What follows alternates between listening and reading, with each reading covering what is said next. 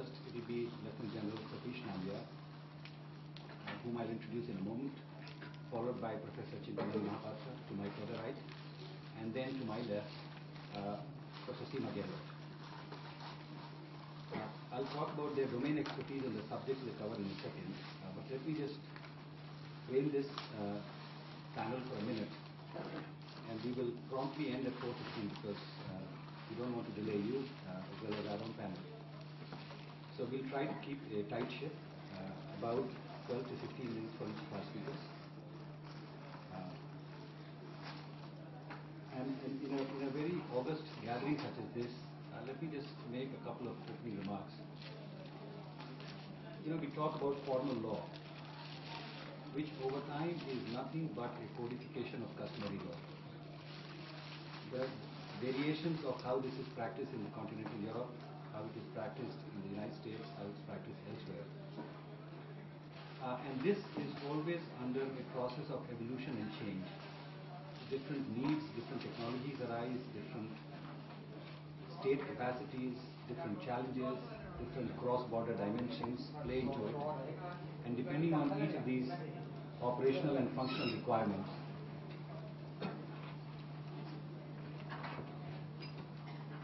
problems and consensus on solving them rise to the level of customary law and agreed principles. And after that, over time, you will see institutions of jurisprudence deliberate upon that matter and make it part of a codified formal law. This has also evolved quite a bit in terms of separating and defining the state-society relationship from the 17th century onwards. I'm not going into that. I'm simply saying to you that the role of the state, therefore, in formulating law, creating implementing regulations, and then creating a national mandate and capacity to implement those laws is the benchmark on which you judge the effectiveness of law in a country. Now for us in India, given the panel that we are discussing, what we are talking about now is the threat that India faces, which is part of a larger matrix of threat that's faced around the world, on a couple of axes. One of them is the growing problem of terrorism, which has both a domestic homegrown dimension but also a cross-border dimension to it. And not only cross-border, it's also influenced by factors and assets and resources that are outside of our neighborhood, further away from the neighborhood. So you have that dimension of terrorism and state capacity, therefore, to respond to that.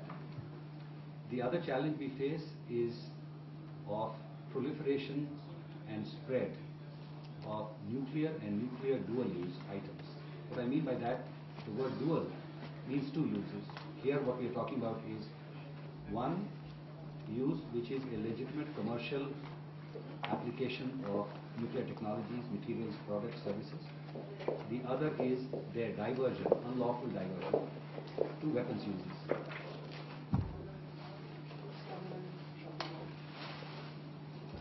Structure and energy. But along with that, we also have to watch that they do not end up in wrong hands, because then it can be used by terrorists for all kinds of purposes. Right? So these are the two threat dimensions that we are dealing with.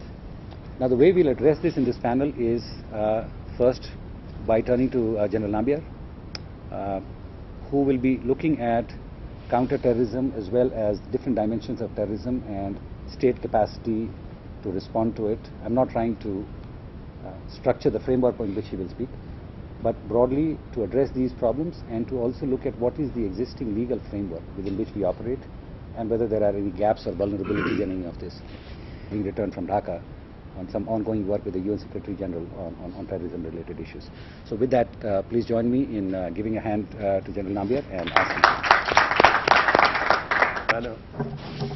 And let me start by saying that I will discuss a few aspects beyond terrorism, because I think it fits into the overall framework of what threats India does face. And let me start by saying, giving you a personal opinion of mine, that within the global and regional situation as it prevails today, it's unlikely that in the short or medium term, that is in the next 15 or 20 years, that India would be a target of offensive military action that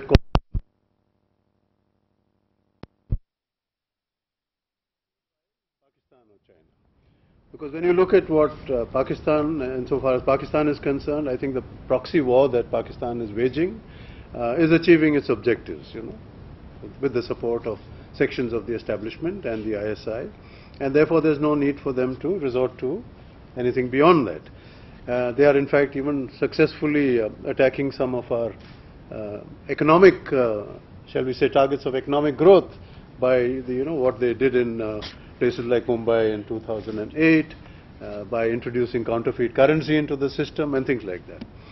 And insofar as China is concerned, there again I think it looks illogical for China to initiate a war with India unless India provokes her. That's a different issue. And that because I think China's main aim today is to, I think, consolidate the achievements in the economic arena and become a big power. That's the ultimate aim.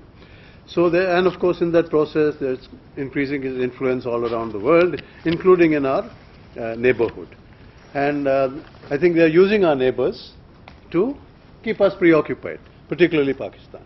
So therefore China does not have to go beyond that again to initiate something which will in many ways I think retard her own progress. So that is the context in which I'm trying to make this point.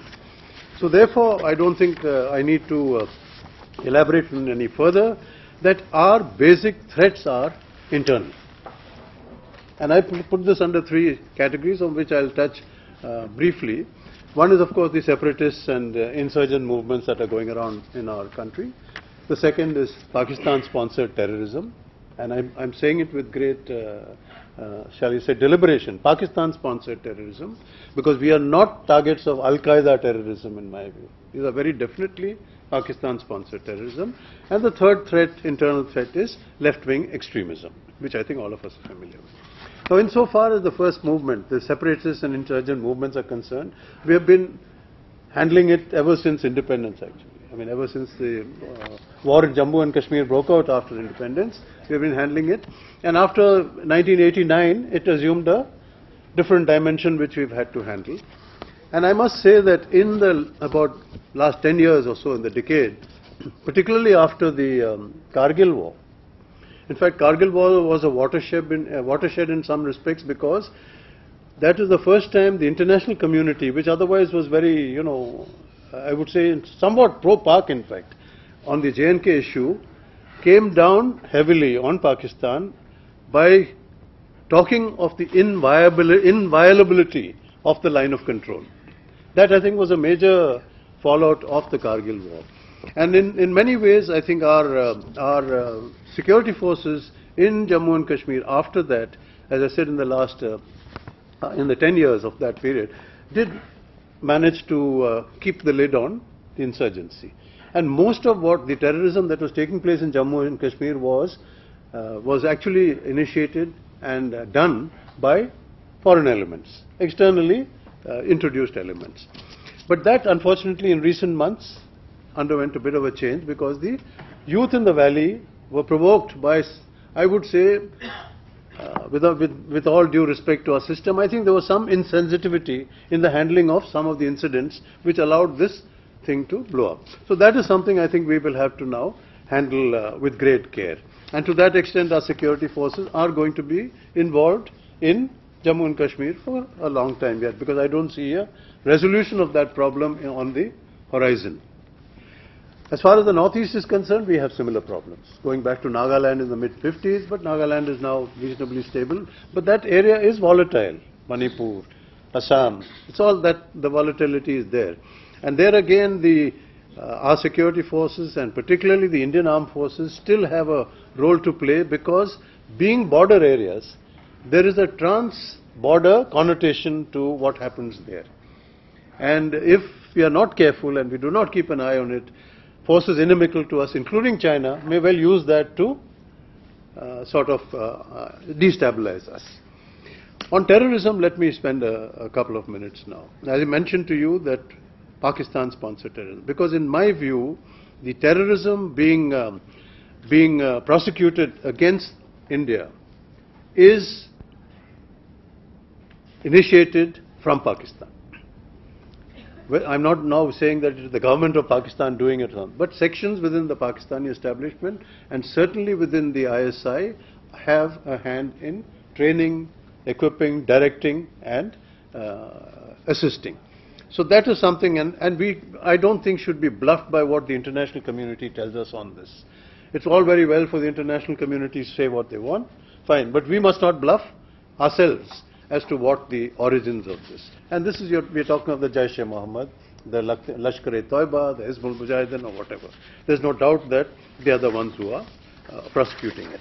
Now to deal with this, and I'm quickly going through this because I think here, in dealing with it, I think firstly we have to rid ourselves of 2 or 3 fallacious assumptions in my view. One is, it has often been suggested to us that the Pakistani establishment has very little control over these non-state actors operating from their territory. That is utter nonsense. I don't subscribe to that, and I suggest that we should not bluff ourselves that that is true. Others may try to convince us, because the establishment certainly has control over those non-state actors. The second is the so-called soft attitudes and double standards of the West on Pakistan. Some people think that that will change unless it produces results against the Pakistan Taliban. That again is a hoax. That's not going to happen. They will continue to proceed. So these are assumptions that we should rid ourselves of in factoring in our security arrangements. And here again, the main points I want to make is because taking this into account, I'm sorry to say that despite the attack on Parliament in 2001, the attacks in Mumbai in 2008, the measures that we have taken are not really good enough. The first point I want to make here is that we cannot assume that terrorism, we cannot avoid it. It must be prevented. There's no question. Prevention has to be effective. For which, of course, we talk of all these things like coordination of intelligence, getting intelligence not only from ourselves but also from global and regional players. The main aspect which we are deficient on is this basic thing about policing.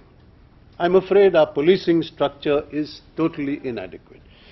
Everyone, you have reams of papers, reports written on the subject, but the basic policing structure has to go back to the old beat constable concept, as you were, because the intelligence will only come from there, that grassroots level, where if the man on the ground, the constable in that area, in the village, or in a particular locality, is in touch with people on the ground, and regularly meeting them and getting feedback is available, that is how you will prevent terrorists from being able to achieve their aims. So that I think is one of the serious deficiencies of our thing. And then on the subject of law, I think one of the things we'll have to, review, in my view again, is that the existing laws on invasion of privacy or whatever, we must review it. Obviously some of us will be affected by the severe, shall we say, elements of such a review. But if we want to prevent terrorism, we will have to accept some limitations on or some intrusion on our privacy. I know it's difficult, but it is something that we in civil society, civil organizations will need to address to see that it is managed without impacting on our normal, shall we say, thing. The second major aspect I want to see, I'm covering only a couple of issues which I feel need to be brought out. The second major issue on which I feel very strongly is that of developing a preemptive capability. I think if we, from the intelligence point of view, are able to secure credible and valid intelligence of the likelihood of a terrorist attack being mounted on us tomorrow, we should have the mechanism and the capacity and develop that capacity to hit at that target today, before they hit us. Now this of course has a lot of connotation. I mean, it's easy for us to say it, but I'm saying it with a sense of responsibility because, as is mentioned to you in my bio, I've been a former Director General of Military Operations of the Indian Army. I know what this all means. Because if we take that sort of an action, there is a possibility that the Pakistanis will, take a